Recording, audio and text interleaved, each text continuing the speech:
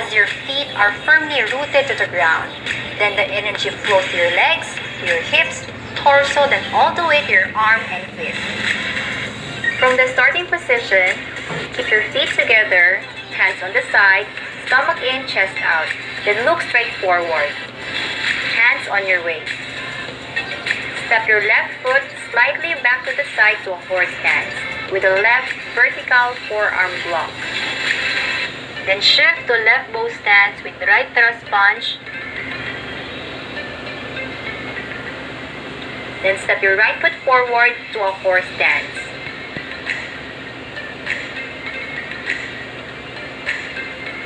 Then shift to a right bow stance with left thrust punch.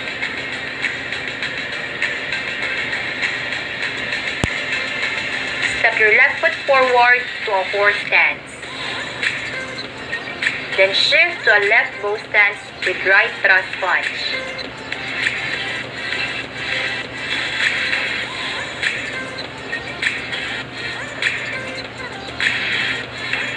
For detailed tutorial of the stances, check out my 5 Kung Fu stances step-by-step tutorial. I'll show you the front view so that you'll see how to do the proper footwork for the Ma Bu Kung Fu Tong Quan. For the position of the foot, imagine there's 2 parallel lines in front of you. Step on those lines as you do this exercise so you'll avoid standing on one line. Because if you do, you'll lose your balance. Remember with the bow stance, the distance between feet should at least be 10 to 20 centimeters apart. And for Ma Bu, the distance between feet should at least be 3 times your shoe size.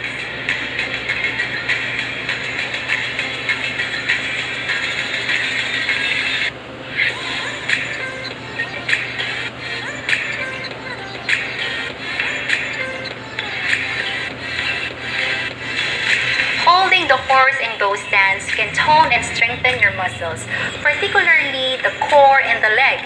On the other hand, the shifting of the stances can help improve better body coordination, power generation, flexibility, endurance, and performance. 3 important things that you need to keep in mind.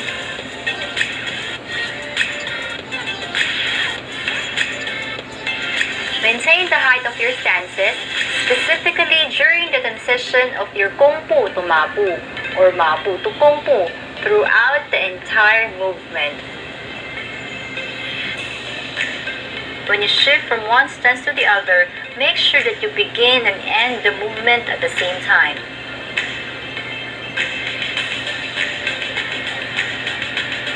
And lastly, as you shift to bow stance, rotate your hips forward with a snap.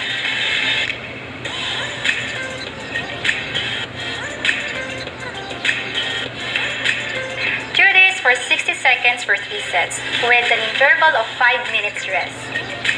Shout out to Raymond Vlog, Mike C, and of course to Lauren Helen from Paris.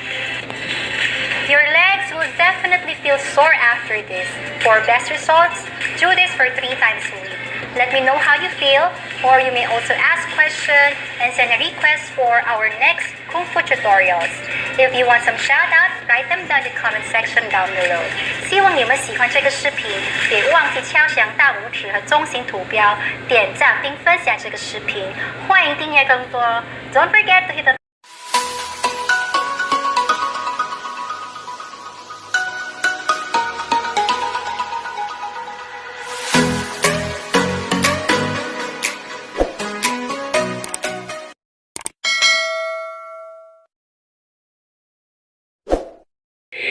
or finger jab. There's a few ways you can use this. Number 1 is with a closed hand position. Your fingers are together, your thumb is tucked in. Make sure your thumb is not open or else you hit something.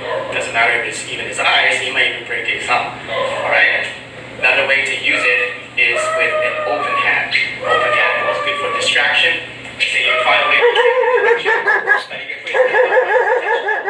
he's up there, right? Which opens what? Ooh. So that's what Bruce Lee does. He does this like it's open. Okay. So this is more of a distraction. Or it can be used as a last ditch attempt. Let's say, oh shit, you're covering, he's planning on you, and then boom, just you don't see it, just open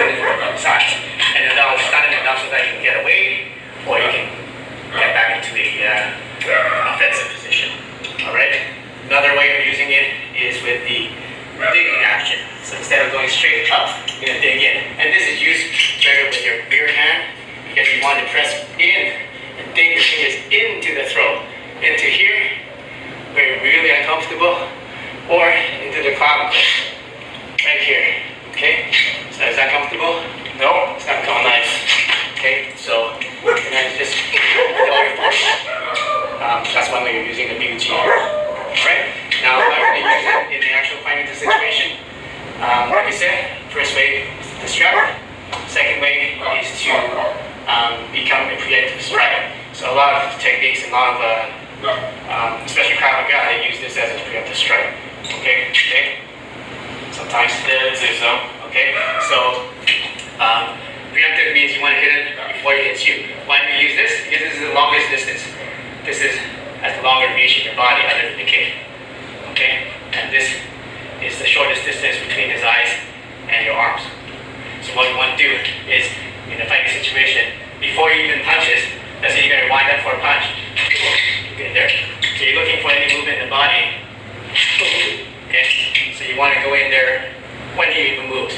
And before he's there, you move, he's already there. And you're already there. Okay? The secret to this is to keep your hands low. They say in boxing, always keep your hands up. But in this case, we're not in striking range yet. Alright, so how do you use this in a fighting situation? Tactically, this is what you can do. You can use it, as I said before, as a distraction. So when his attention is here, you attack low. Right? His attention is here, you attack low. Alright? Another way to use it is as a preemptive strike. So this is the shortest distance between your arm and his eyes. This is the longest reach. So we use this as a preemptive strike. Where do you want to go? To the eyes, obviously. So how do you train this? You want to strike it preemptively before he even moves. Okay? Okay, so he's usually in a street fight, the people are not going to jab. They're going to do stuff like that, right? So when he opens up, he goes straight in. You get into the circle. You get into it. You don't need to be this close. Too far away, do it. Alright? So now when you can't hit him before he hits you, and he attacks you at the same time, a couple ways to do it. The first way is to see whether his hand is starting at a high position here, or starting at a low position here. If he's starting at a high position, what you can do, step, move, and attack this way. So come move from the camera. I'm going to raise my shoulder to protect the side of my head, and then I'm going to use this whole arm as a shield, and I'm going to use this as the attack. So you see his hands high, go straight in and attack this way. Now if his hand is starting low, okay, you can go this way and go up on the top, cut into his arm to redirect it, and at the same time go for his eyes. Okay, so one more time, see where it's low right now. It's high or low? I don't know what I'm going to do. So I'm going to go underneath. Okay, so if it's lower, oh, see, I'm going to hit him before he's going to hit me. I'm in here before he attacks. Now, if he has a lot of strength and distance that we go through, like boom, we get stuck here. Perfect. I use this force. Boom, chop. Boom. Right? Okay, so one way of BUG. Okay, we'll show you how to do that other cool wing chun stuff later. Alright, thanks, Justin. Alright, technique number 4 is going to be the stomp kick. Boom. Alright, we see this a lot in a lot of regular self-defense and Krav Maga. That is also just sort of like self-defense. Why? It is easy to teach people in the class to do this. It doesn't take much training. You can just go boom. Okay? So where do you want to use the target? I mean, use the striking. Ideal place